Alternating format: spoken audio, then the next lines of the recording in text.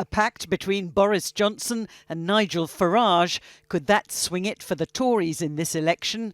Well, Donald Trump thinks so, weighing in tonight with some extraordinary and unprecedented advice. Boris, he's a fantastic man, and I think he's the exact right guy for the times. And I know that you and him will end up doing something that could be terrific. If you and he get together, it's unstoppable force.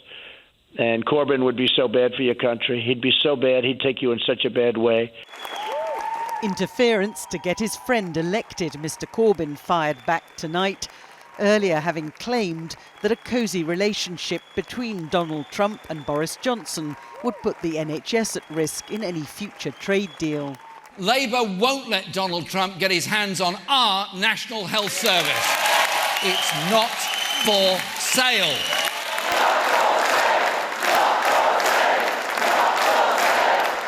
His supporters loved that, and his message that Labour was on the side of the people, not the powerful. When Labour wins, the nurse wins, the pensioner wins, the student wins, the office worker wins, the engineer wins, we all win! But what about his policy on Brexit? Arguably the issue of our time. In this election, Labour is no longer promising to implement the result of the 2016 referendum. Instead, it wants to see another referendum next year. But Jeremy Corbyn still won't say whether he would back Leave or Remain.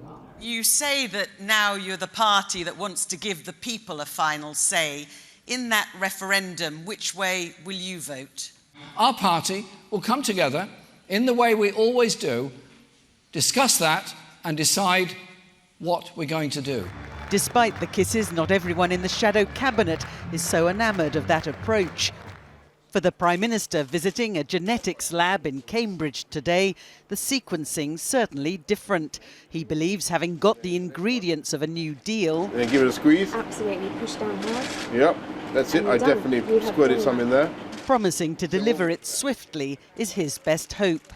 If you vote for us and we get our programme through, which we will, because as I say, it's oven ready, it's there to go, then we can be out at the absolute latest by January next year.